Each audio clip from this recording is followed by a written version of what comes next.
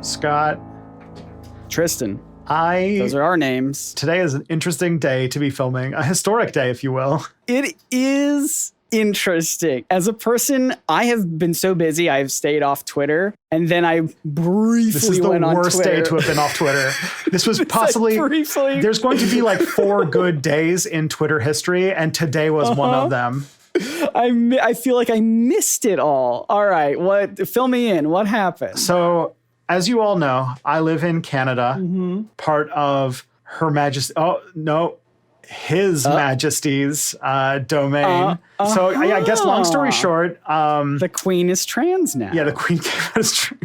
Oh God. So we have a king now. So that's fun. We're recording this on the day. Like Queen Elizabeth has been dead for about 6 hours at this point. Yeah. Or at least they announced it. As we all know, she probably died in 2020 or something. But it's been months. They just didn't want it to line up with all of the economic downturn that they were having earlier this year. Anyways, but yeah, so the Queen died today. And wow. How do we feel? How are we feeling about? Are we happy about this? Are we sad about this? Like as an American, I have almost no emotional not even almost. I have exactly zero emotional connection to anything going on with the royal family. But my vibe is that we're okay with this. First of all, 96. We should all be so lucky. Yeah. Second of all, let's just say that all of the people who are cheering and celebrating right now are from formerly British colonized countries and places like Ireland.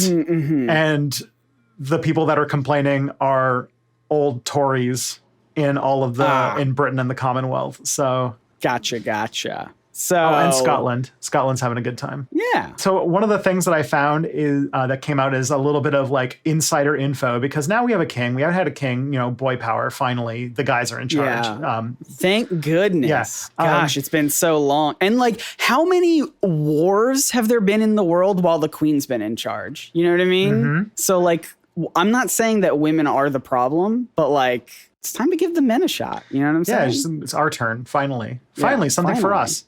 Yeah. So as you might know, the Queen's son, who almost everybody universally hates, is now going to be king.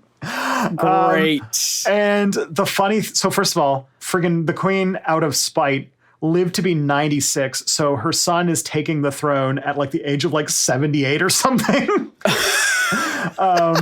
And so I feel like it's going to be he's not going to get the platinum jubilee like his mom did for reigning for 75 years. Probably not. Can I just say, I just looked this up and I do want to just say it sickens me that the Queen was 1 year older than Stan Lee was when he died. Like, that's not fair. That's not fair. At least Stan Lee was likable. Give him another year. Yeah. He should have had another year. Luckily, I think they've just filmed like 20 cameos to just sprinkle into future movies. That's true. Yeah, he's going to be there. He's promoting NFTs from Beyond the Grave. Yeah, just long enough until they make the hologram. He's the first person they sent to San Junipero, and he's there now. He's just kind of bored because there's nobody else there yet to do 80s stuff with. Right. So anyways, some of the things that we did learn about is that one of the things that can happen is that the king or queen can take a new name when they ascend to the throne. Oh, yes. One of the things that was kind of like unheard of before was that when the queen came to power, she decided to just go by her actual name. So she became Queenie too. Yeah. So the sequel. Yeah, the squeakquel. Yeah. But then, so they were like, okay, there's 2 ways this is going to go. Either the prince, who's our king now, whose name is Charles, is going to change his name. And there was thoughts that he was going to change his name to George VII, just to really stick it to America. So another King George for y'all. Another King George. Dang it. Oh, we didn't like the last couple. We didn't like the last one we got. I don't like him. But it does seem that he's going to follow in his mother's footsteps and not change his name, mostly because I think most people know him already and he's well past retirement age already. So, so he's decided that he is going to be King Charles III, which is like, there was a reason that they thought he was going to go with George VII, which is because Charles is sort of a cursed name in the British monarchy. Both King Charles I and King Charles II did not exactly make themselves beloved by the British people. Well, I mean, it sounds like this person already, this fresh-faced Charles already is following in those footsteps. So I don't know if there's much of a problem there. King Charles I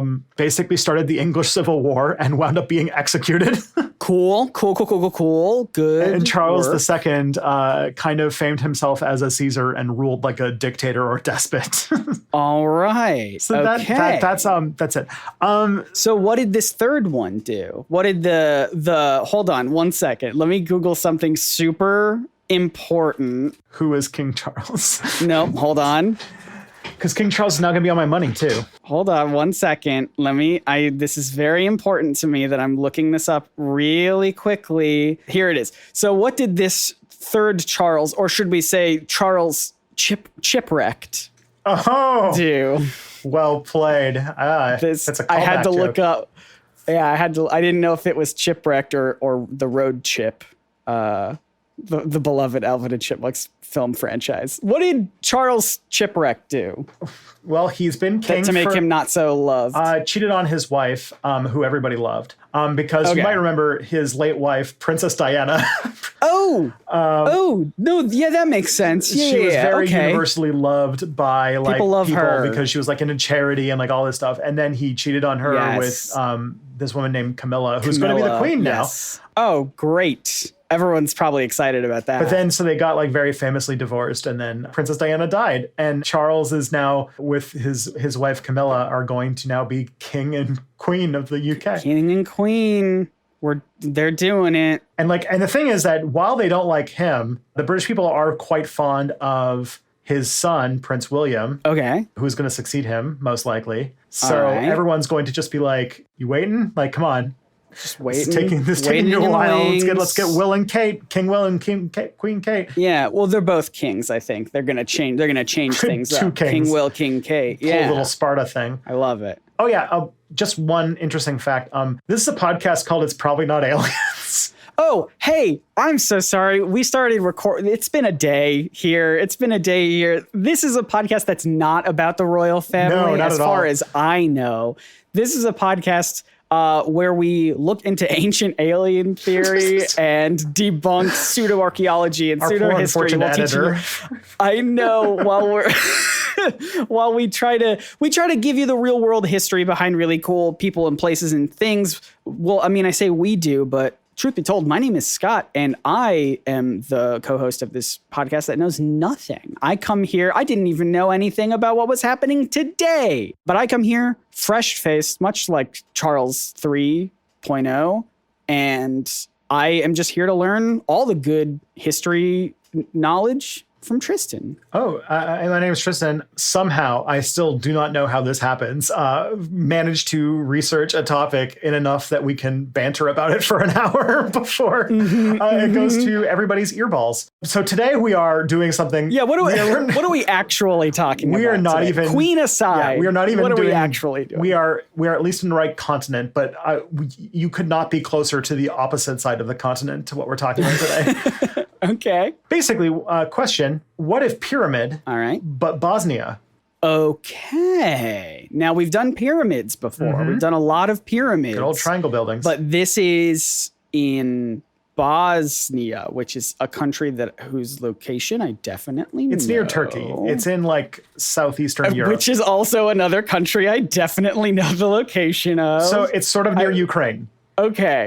It's sort of it is in Eastern Europe, close to Turkey. Gotcha. It's one of the few very interesting European Muslim majority countries like Albania and stuff. Mm-hmm. I also just realized that I mixed up Bosnia and Bulgaria because Bulgaria is the one that borders on Romania and Ukraine, or Romania and Turkey. But Bosnia is part of former Yugoslavia, and it's actually on the coast of the Mediterranean next to Croatia and I don't remember what that country is to the south of it. But it's actually like it's next to Croatia, which is next to Italy. So hopefully that gives you some ideas of where it is. And it's actually called Bosnia and Herzegovina. or Herzegovina. Herzegovina. This is the part of the world where things get super, super complicated because all of the countries that were formerly part of Yugoslavia had an extremely messy war in the 90s where it all broke up. And so there's a lot of like, this country is two countries, and also two countries don't think it exists. And there's like, yeah, the borders in former Yugoslavia are extremely complicated. Anyways, we're going to Bosnia. We're going to Bosnia. And not Bulgaria. This is not about anything to do with Bulgaria. But yeah, Bosnia. In Bosnia, there's a village called Visoko, which is actually just 15 miles northwest of Sarajevo, which is like the big major city in Bosnia. Okay. And apparently in Visoko, there is a giant ancient pyramid. All right. And according to a Bosnian who lives in America by the name of Samir Osmanagic. All right. Apparently, this is an extremely ancient massive pyramid that he claims could be as old as 12,000 years. Plus, if it is an artificial structure, would be the largest pyramid on Earth. Okay. I noticed you said something there in that last sentence. If it isn't an artificial structure? If it is an actual pyramid, then yes, it would be the largest pyramid in the world. Okay, that's a big if, because I did Google what this pyramid looks like, and it sort of looks like a low polygon hill. Welcome to the Bosnian pyramid. Okay, great. Fantastic. So this is what ancient aliens and ancient astronaut theory is really going on. They saw like a pointy grassy hill, and they're like, this is, well, I mean, look, I don't know anything. Maybe there is something under it. It's very like, it's covered in like plant life. It's very green. I don't see any structure under it, but it is pyramid like. So like, I don't know anything. Maybe there is something under there. Who knows? So let's talk about what this is. Yeah. So the hill's actually named Visokica. Okay. And it's down on the south end of Visoko and is covered with trees and plants. But if you do look at it from one angle, two sides of it do look rather pyramid-like, or low poly hill, I guess. Yes. And so, yeah, the two sides have a square base, and one side almost perfectly points north, and the other one almost perfectly points east. Very interesting. Yeah, it does look like a pyramid. The other thing, too... At least from the angles that I'm seeing. The other thing, too, is that pyramids are not an unknown phenomenon in Europe. There actually is some remains of a small pyramid that were in France. There's a couple in Greece, and there's even one in Italy. So it's not like there are no pyramids in Europe. All right. Well, there's some precedent here. But from what I can pick up, the main idea is that this is basically 100% pseudo-archaeology. Okay. I love the description that said it was a pseudo-archaeological notion to explain the formation of a cluster of natural hills in the area of Visoko. All right. I didn't want to say it. It does just look like it looks like a pointy hill. And I don't see any structure that's under here. And again, maybe it is covered with trees or something. But like just from the outside, it just sort of looks like a pointy hill. But what's interesting is how this discovery impacted the local region. And you might not notice here, but there's an extended part where Tristan makes you sad on this one. So, no, I didn't scroll that far. But yeah, all right. But the period, it's located in Bosnia and Herzegovina. And in 2005, the pyramid made international news when Samir Osmanagic, who is a Bosnian who lives in the United States, who has multiple qualifications because he's a successful owner of a metalworking shop, announced that he had discovered an ancient pyramid in Visoko and claimed that instead of being hills, these are actually human-made ancient pyramids. After doing so, he founded something called the Archaeological Park Bosnian Pyramid of the Sun Foundation and started to solicit some donations to fund his investigation into the pyramid. And even though he does get donations, he actually funds a lot of it out of his own pocket.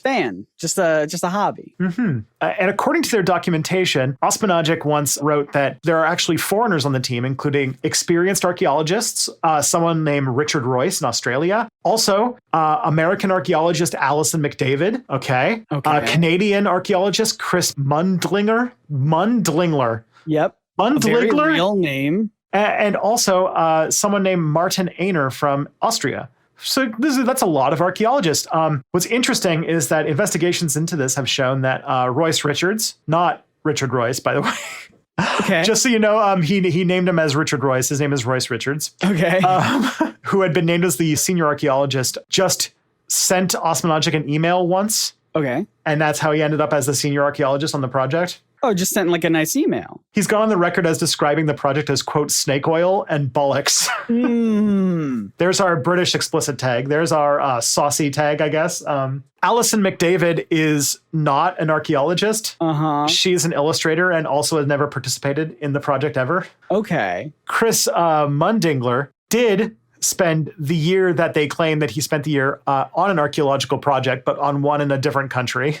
I'm just like fascinated by this person's last name because it is on the first time it's written here, it's Mundligler. And then this one says Mundigler. And I have to know. Mundigler, I think, is the actual name. I might have typoed it or something. Mundligler is good, though. Mundligler sounds like a Pokemon. Go, Mundligler! That sounds like something to keep in your Dungeons & Dragons future character project. Oh, yeah.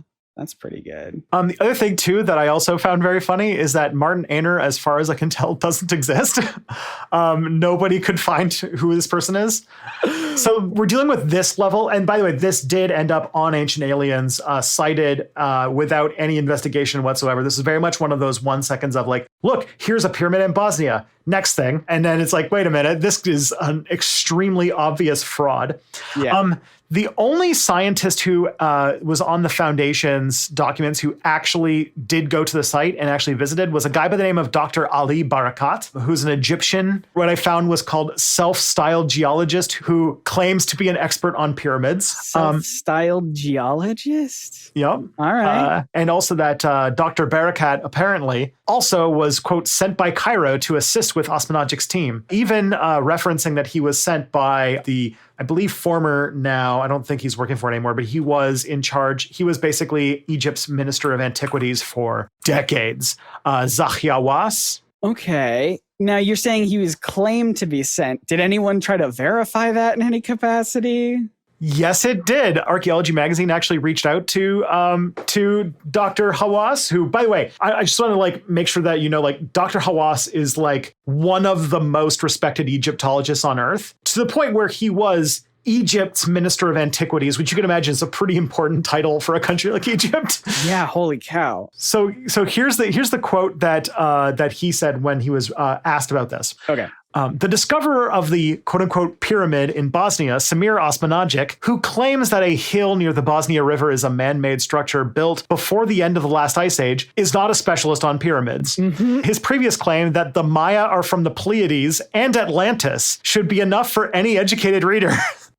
This quote pyramid is actually a sloping hill near a village. Yep. Okay. Mr. Barakat, by the way, Barakat, there's a restaurant in London here called Barakat that I really, really like. Mr. Barakat, the Egyptian geologist working with Mr. Osmanagic, knows nothing about Egyptian pyramids. He was not sent by the SCA, and we do not support or concur with his statements. Fantastic.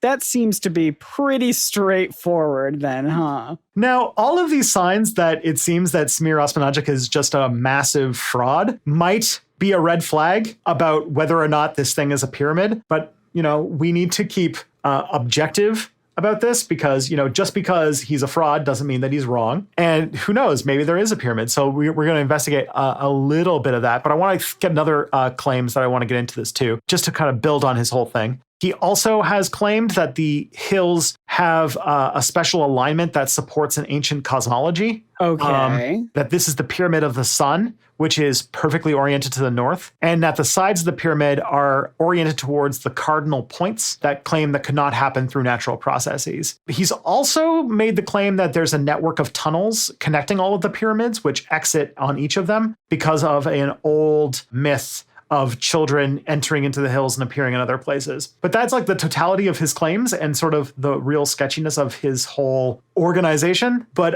let's actually I'm going to actually investigate with you yes. the various claims and why it may or may not be, instead of being a pyramid, might be a hill. Okay. Yeah, let's get into it then. What are we waiting for? But first, Have you ever heard of product? Potentially. I've heard more about service. Well, let's just take a quick coffee break to brush up on our products and services, and then we'll be right back.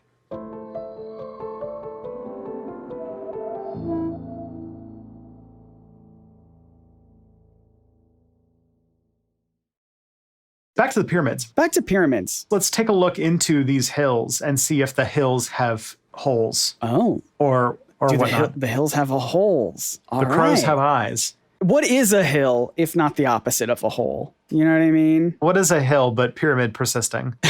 So the first thing to point out when looking at this pyramid is that it's very interesting that all of the pictures, if you ever look at like a bunch of pictures of this Bosnian pyramid, are all from the exact same angle. Yes. Okay. I was going to ask this because you kept saying at the start that like it's two sides of it have this point. Yes. So is it not the same way on the other side? No. The other sides of the hill have no resemblance to a pyramid. They just look like normal hills. Okay. All right. This is like another. We talked about this a couple episodes ago with the Yonaguni, where it's like from certain angles, this rock looks like a face. From a certain angle, this hill looks like a pyramid. But if you just like sort of move, if you shuffle on over to the left, looks like a hill. Some of his evidence for it comes from a commissioning of a geophysicist by the name of Dr. Amr Smelbogovic. And apparently they did thermal images of the area looking for what's called thermal inertia, which is this idea that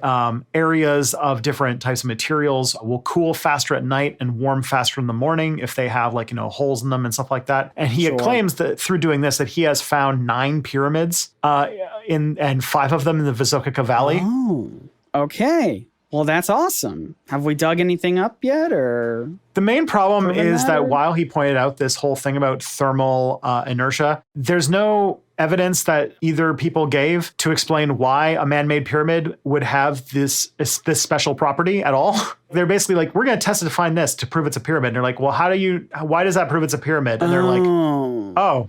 I see what you're saying. So they're like scanning these hills and being like, all right, if we detect the warm, fresh scent of cinnamon bagels, then we'll know that this was a pyramid. Mm-hmm. And it's like, how do you even know that a pyramid would give off the nice, warm, fresh scent of cinnamon bagels? Yeah. So the only thing that we can think of is that, yes, this thermal inertia does happen on the hills, and it does happen with the pyramids in Egypt. The main reason is because in both cases, they are the highest points in the region. Okay, yeah. And if you look around, if you use this in a lot of different areas, you will find that hilltops, ridges, or pyramids will all have this factor. And apparently, if this was controlled for in the report, it did not make it into the final product anyway. Okay. So I think this is a little bit of a thing that shows up a lot in ancient astronaut stuff, which is that they're kind of starting with the conclusion and then trying to fill the conclusion with whatever evidence they can find. And unfortunately, what that results in is they make stuff up. Or they, the thing is that,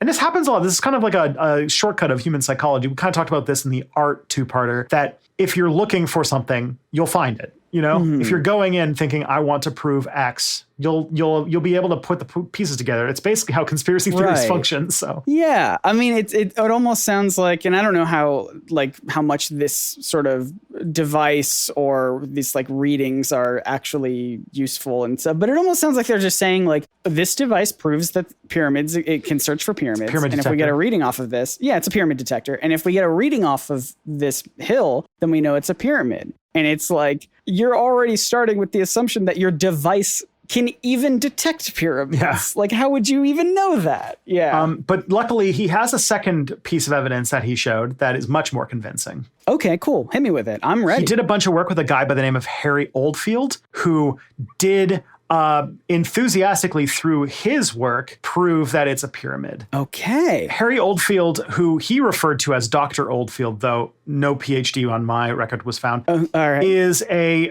enthusiast in the area of New Age energy crystals and the photography of auras. Okay. All right. So basically, he is a professional vibe checker, basically. Love it. I love that for him. So they did some video where they look at, they use a camera to digitally replace the colors, which is called polycontrast interference photography. It's what New Age people use to study energy fields. So they look for like subtle, if they basically replace colors and they're like, hey, look, if we do it this way, then you find an aura. Okay. But in the end, the one thing that doesn't make any sense here is that if it's something that can't be picked up by the visible light, but can if you replace colors, that's not going to change how cameras work. Cameras do only pick up light. They do just pick up. Yeah, it doesn't magically unlock something that doesn't make sense to me at all. Yeah, it's kind of weird, isn't it? It's weird that they're trying to pass that off. Tristan, I'm going to say it. Some of these people you bring up on this show, I think they might be phonies. Interesting. Yeah. It's interesting how it is funny how many people on this show we have found to just be straight up grifters. Yeah. Yeah. So this is the quote that Osmanagic said about his work with Dr. Oldfield. The energy fields are vertical as opposed to horizontal, which is the case with naturally occurring hills. In contrast to natural phenomenon where the energy fields are fixed, these electromagnetic fields are pulsating and non-homogeneous. All right. So pulsating, but non-homo. I get it. Okay. All right. Yeah. All right. Come on. It's 2022. You can be a little homogenous. You can. It's fine. The Bosnian Pyramid of the Sun is, in fact, acting like just tell me if you've heard anything like this before on this show. Okay. The Bosnian Pyramid of the Sun is, in fact, acting like a giant energy accumulator, which continually emits large quantities of energy. Yep. It is the proverbial perpetuum mobile, which got its start in the distant past and continues its activity to without respite. It's another energy. Yep. It's another cake. It's another Cholula. They're doing it. They did it. They brought it all back. Pyramids are energy cakes. We all know this. I just love, because the thing is that like this happens a lot in fantasy and science fiction, that we have this like really romantic notion of what energy is. The definition of energy is something's ability to perform work. Yeah, so I have like no energy. Yeah. It's just very funny that they're still going on this. Like the new age concept of energy is so whatever they want it to be, basically. Yeah, man. It's like a fluid field around us that you can touch and smell and hear, and you can't see it unless you change the pixels on the camera, and then you can see. Yeah, you know better than I do how cameras work, and you would know exactly that there's no feasible way this would work. Yeah, man. It's all the, if you take this photo that I took and you bring it into Photoshop and you take the hue slider, if you adjust the hue and saturation, you take that hue slider a little bit to the left, a little bit to the right, things change color. What's that about? Explain that one to me. Remember, what was it, that UFO sighting that we talked about a while back that was like very obviously Photoshopped? Yeah. Yeah. So everyone loves it. There's also a little bit of questions about the geography of their claims, or geology, sorry, not geography. So at Vysokica, they have been doing excavation. We had some questions about geography earlier in this episode when we got the countries confused. Usually I'm very good at knowing countries. Getting Bosnia and Bulgaria mixed up actually makes me, I'm actually very disappointed in myself for that one. I genuinely feel terrible because that is not normally a mistake I make. And in the Balkans specifically, that is a very bad mistake to make. Oh no. Should we edit it out? I don't think it's that bad, but... Okay. All right. Anyways, one of the things that they have apparently found are stone roads, walls, plazas, and apparently they also claim that they've found ancient concrete blocks stacked in patterns, which looks really convincing if you look at pictures. But as far as I could tell, the geologists don't seem super impressed by this. A lot of these surfaces have been identified as just natural strata. They're called the Lasfa series, and it's a strata of stone that is found throughout the entire region. And it also has blocks of what's called conventional conglomerate, which is a sort of like stone made with a bunch of other stones all smashed together. And Osmanagic calls this concrete. Oh, okay. Yeah. And again, other stones that are very similar, like other types of conglomerate that looks like this, can be found all over the world. So nothing special. Yeah. All right. And the other thing, too, is that there was a study of the site also by Professor Vrabak, who's a specialist in paleogeology, and found that there are lots of formations that look like the pyramid that are in the Sarajevo-Zenica mining basin. So they've drilled holes in the ground and found this kind of stone all over the place. So it's very much like that. Yeah, they're like, we found all these like bricks and cement and walls and streets, and then they're like, yeah, but if you dig literally anywhere in this area, you will find similar things. Remember how we were talking about a while ago that the Earth is a big D20? This could be one of its corners. Could be. And then the whole Earth is made up of these bricks and things. It's true. Because it's all made by aliens. They're playing the world's biggest game of D&D. Yeah, they are. They just roll planets like what's it called? Like at the end of Men in Black. They're playing Marvels of the Galaxy or whatever. That's right. So, and the other thing we can get to is also that the claim that there's a bunch of tunnels underneath the area. Okay. But the problem is that man-made pyramids don't necessarily need networks of tunnels connecting them. He does say that he's found one of the tunnels, but there's only been one found, and it only is about 300 meters deep, and it's about 3 kilometers away from Visokica, not close to the pyramid. So it's not really there. No. And it's also fairly likely that it was probably just an old mine shaft. And if you do look for tunnels in this region, you will find it because this region is fairly high in coal, iron, and copper. And people have been mining in this region since like ancient Rome. Okay. So could just be old mines, yeah. So there's no evidence that any tunnels go anywhere near Visokica or any of the other hills that Osmanagic claims are part of this. Okay. And again, the only evidence he has for this comes from a local story about children going into one hill and emerging at the top of another. Yeah. Yeah. I wanted to ask about that. What's that about? It's just like an old folktale. There's no more information about that? At least not without me needing to learn Bosnian for this podcast. Oh, no. That's we're more for entertainment people.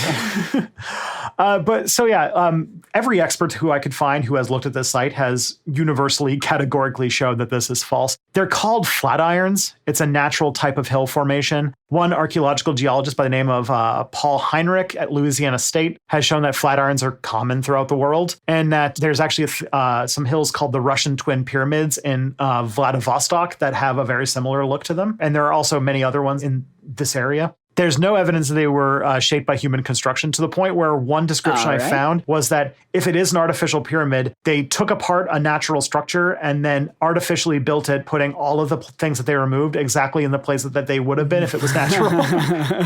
It's like when you do that prank where you put everything exactly in its place, but it's on the ceiling instead of on the floor. Exactly. Yeah. You have to plan it out very specifically. Yeah. Some other experts like Amar Karapush, who is the curator of the Historical Museum of Bosnia and Herzegovina in Sarajevo, said that when they heard about the pyramids, they thought it was a joke and can't believe that anybody would believe this. Garrett Fagan, who is a professor at Penn State University, said they should not be allowed to destroy genuine sites in the pursuit of these delusions. It's as if somebody were given permission to bulldoze Stonehenge in order to find secret chambers of lost ancient wisdom underneath. Oh my God. Enver Imamovic of the University of Sarajevo, who is also a former director of the National Museum of Sarajevo, pointed out that the excavations could damage historical sites as well as other big things. We'll get to that in a second, but could irreversibly destroy a national treasure. Yeah. An American expert on prehistoric Greece and the Balkans from Boston University by the name of Curtis Reynolds pointed out that inhabitants in the area who would have built these pyramids at the time that he claimed, like 12,000 years ago, would not have had the tools nor skills to build something of that size.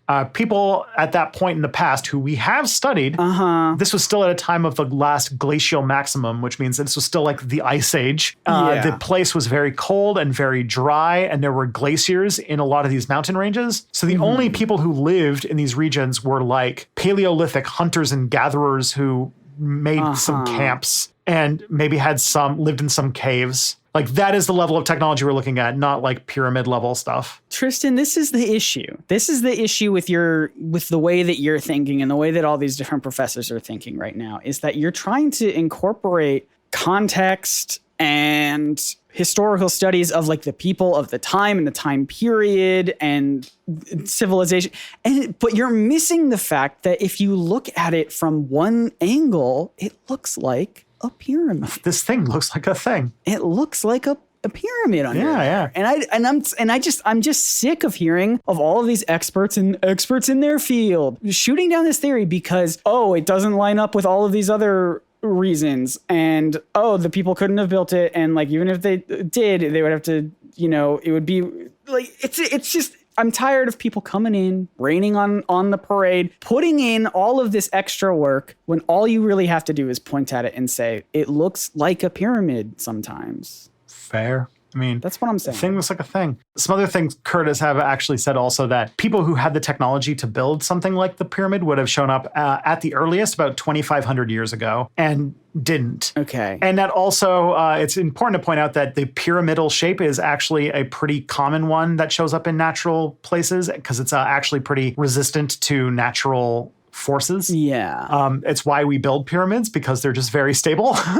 They're really easy to, yeah, because they're kind of like structurally sound. Yeah. In a big way. That's why the ones in Egypt are like, thousands of years old and still standing strong. Still here.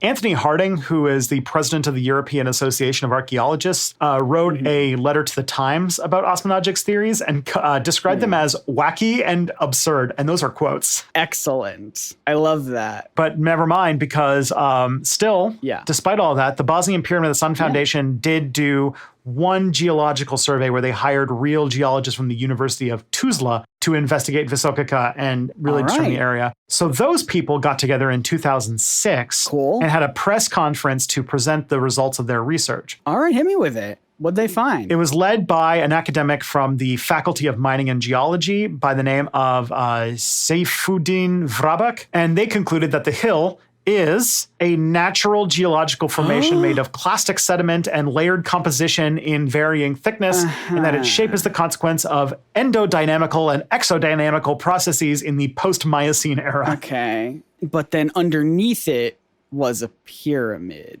that people made, right?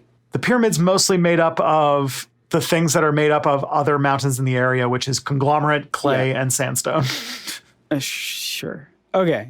It sounds like what you're saying is that it's not a pyramid that people made. No. No, this was, keep in mind that this was done by a self-described archaeologist who has gone on the record to say that he believes the Maya and other people were descended from Atlantis, who came from the Pleiades cluster, which is a bunch of stars. Love it. Besides that, a lot of journalists have called him a legitimate researcher when they reported on this because it presented this, amateur maverick person who confounds the establishment with their great discovery, which is very appealing to a certain type of journalist trying to tell a story. Well, it's like when Ancient Aliens always says mainstream archaeologists believe that this is just a hill, but don't listen to them. Listen to these people. Listen to this guy who owns a metal shop in Texas.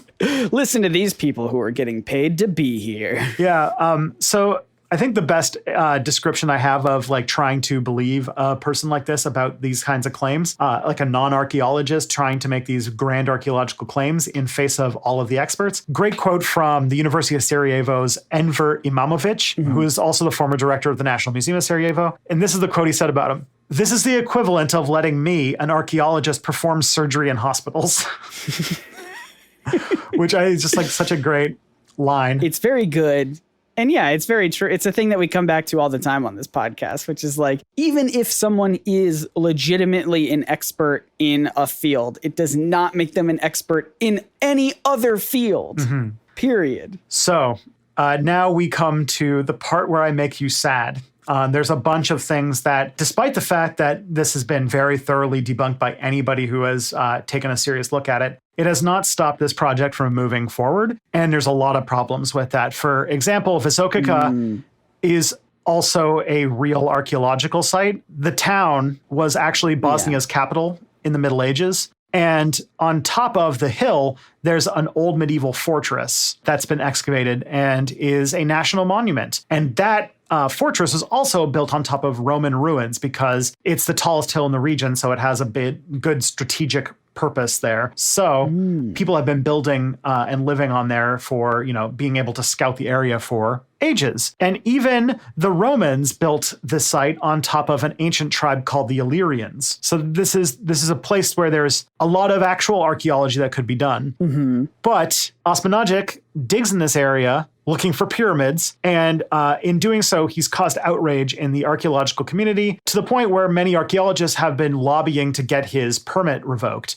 In 2008, some archaeologists who were digging in the area who were not related to Osmanagic's foundation found medieval artifacts, and that caused a new call for them to cancel Osmanagic's digging permits. The European Association of Archaeologists have called the Bosnian pyramids a cruel hoax and are concerned about damage being done to genuine archaeological and paleontological sites at the place, like the castle, like the Roman fortification, and some even more ancient stuff. According to the European Association of Archaeologists, in their official statement, they said, "We, the undersigned professional archaeologists from all parts of Europe, wish to protest strongly at the continuing support by the Bosnian authorities of the so-called pyramid project being conducted on hills and near Visoko. This scheme is a cruel hoax on an unsuspecting public and has no place in the world of genuine science. It is a waste of scarce resources that would be much better used in protecting the genuine archaeological heritage and is diverting attention away from pressing problems that are affecting professional archaeologists in Bosnia-Herzegovina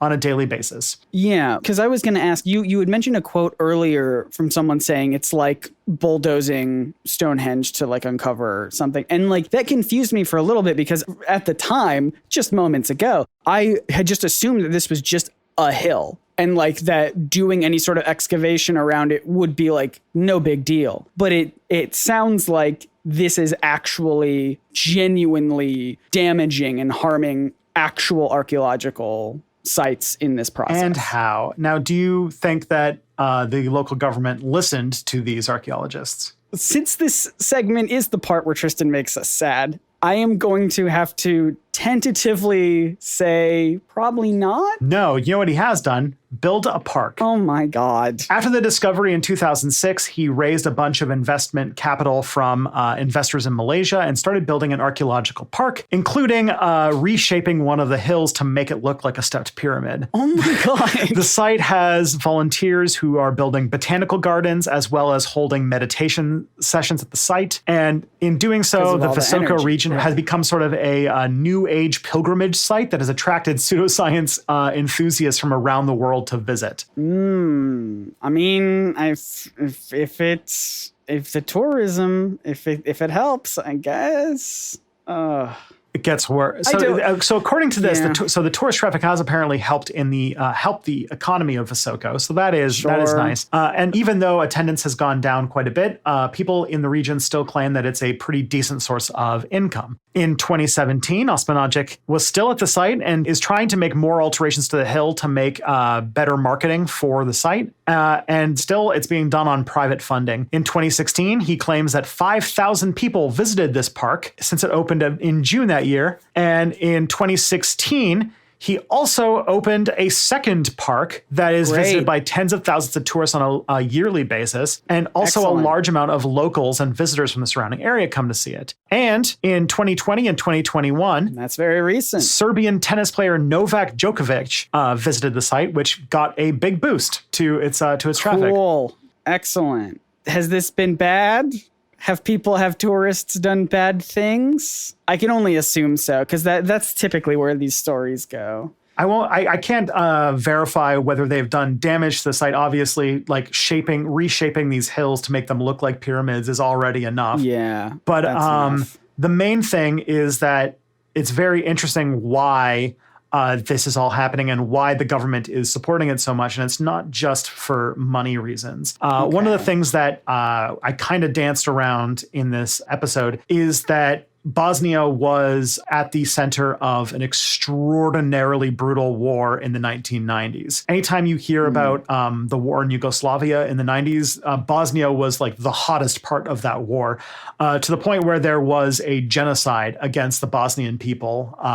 It was one of the most brutal events of the century. And furthermore, Visoko was at the front lines and was one of the hardest hit places from the war. And in the conflict, a lot of the actual history and archaeology of Bosnia-Herzegovina was irreparably damaged just because of the just totality of the destruction. So the idea of there being a unearthed amazing part of their very much lost past resonated a lot of people. The war ended in 1995, so it's still very fresh in people's memories, and that it could be a sign of Bosnian pride. So a lot of leaders, including one prime minister and two presidents of Bosnia, have welcomed the theory that this is a pyramid. And apparently the domestic audience really, really likes believing in it because it means that their homeland was once the seat of a great civilization and that it shows signs of a great economic future.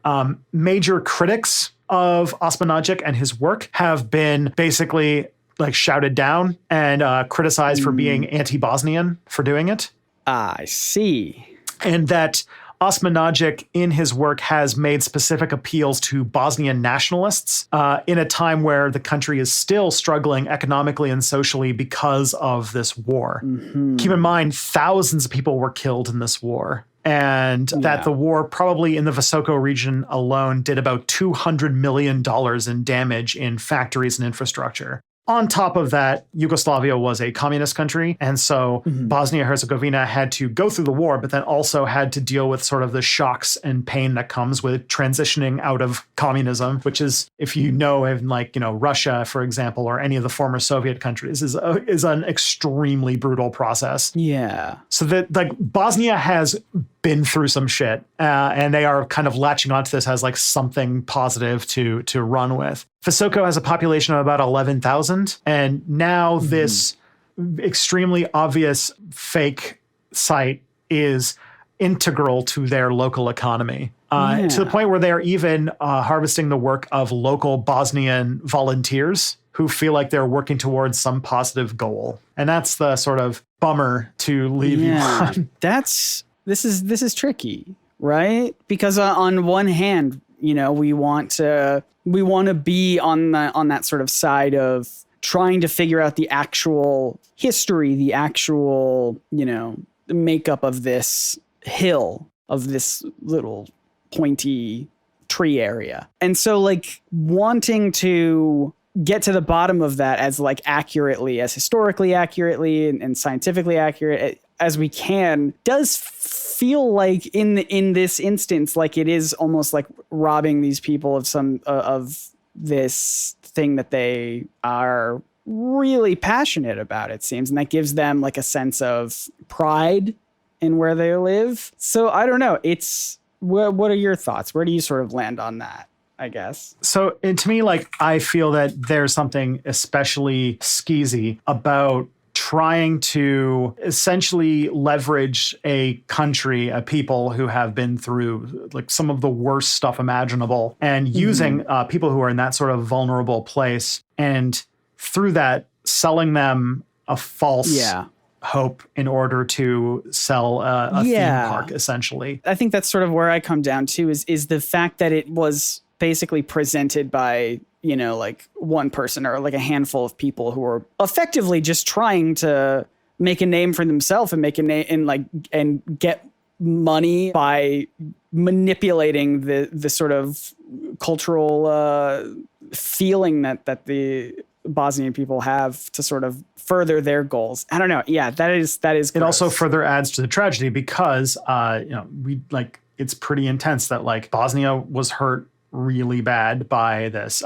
Even today, there's a very strong strain of Islamophobia in the Balkans, and Bosnia is a Muslim majority country. Like I said, at the hands of essentially mostly like Serbian troops, there was more or less a genocide. There was a Bosnian genocide, and a lot of their cultural heritage. Like, so there's a lot of pain, and then to come in with something that is like, to me, it feels ethically almost like if somebody's dog died, and instead of telling them that their dog died, you just went and bought a different similar looking dog and tried to convince them that it was the same one. And even though, you know, you're trying to spare their feelings, or you are, hitting on their trying to recover from their loss, at the end of the day, you're still lying, and you're doing so to a kind of vulnerable people. Yeah. Yeah. I think I'm right there with you. And as somebody, I also did a lot of my my master's research. I don't think I've talked about this in the podcast, but a lot of my master's research was on Islamophobia post 9/11. And so these are like Bosnians were definitely a victim of a very different form of Islamophobia than the one I studied, but it sort of also hits hard on that front for me as well. Yeah, I get you. Boy, how do we even end this episode now?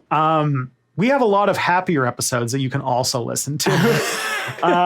Hey, Tristan, do you remember like an hour ago we were making jokes about an old lady dying? Yeah, man, go back to the innocent, actually, you know what? When I phrase good it, times. You know what? When I phrase it like that, it makes us sound mean, huh? Yeah.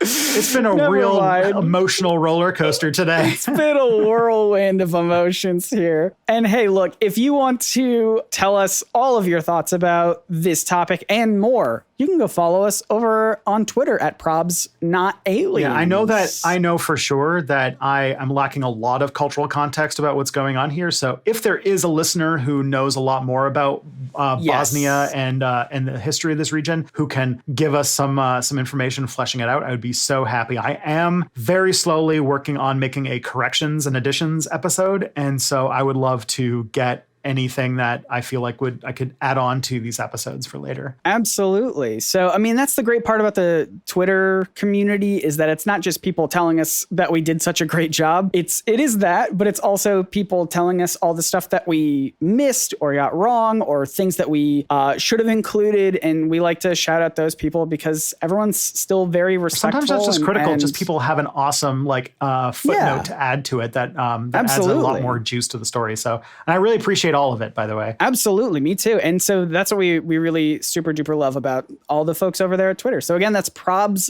Not Aliens over on Twitter. Go follow that. Tristan, you have something that you do you do other things than this show? Okay. Somehow. What's that like? Okay. Yeah. I somehow raise a child full time, but I also have a YouTube channel called Step Back where I have recently made a video on the history of Russia post-Soviet Union, and it's pretty wild. There's another video coming out that'll probably be out by the time this episode comes out on 9/11 truthers. So yeah, stuff's happening, but Scotland.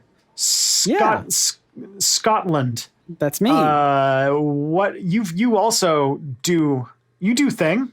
Yeah, kinda. I have a YouTube channel as well called Nerdsync, NERDSYNC, all one word, where I make video essays about comics, superheroes, cartoons. There's a lot of stuff happening right now in the world of cartoons with HBO and the animation stuff. I talk a lot about Scooby-Doo. So if you're interested in that sort of stuff, and I joke a lot on this show, but sometimes I also I do a lot of research over on my own videos, and they're fun and they're funny and they're informative, and I hope you go watch them. And I think I highly recommend.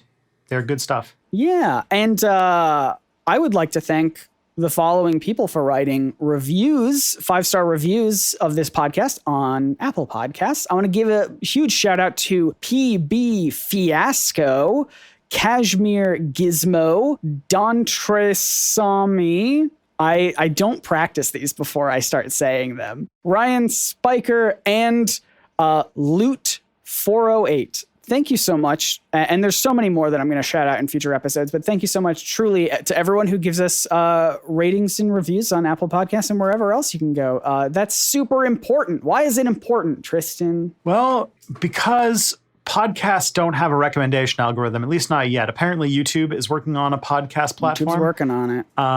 So maybe there will be an algorithm for podcasts, but not today. So that means that word of mouth is really the only way this show grows. So if you have somebody in your life who you can show this show to, it would be greatly appreciated because we put a lot of work into this show.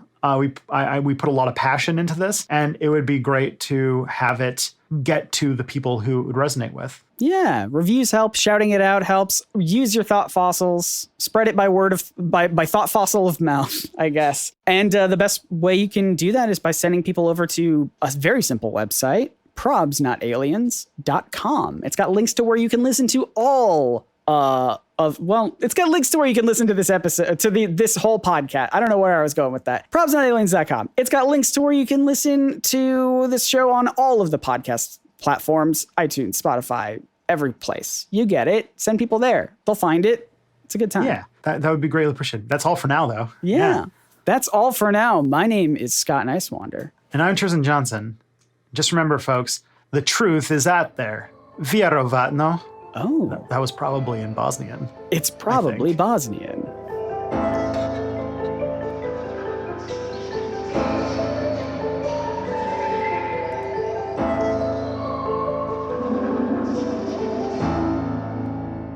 So the queen's dead then, huh? I've heard that, yeah. Do we just keep going? Do we keep doing this show then, yeah? We keep doing this show then, yeah? We keep doing this show then, yeah? We keep doing this show then, yeah? We keep doing this show then, yeah? We keep doing this show then, yeah?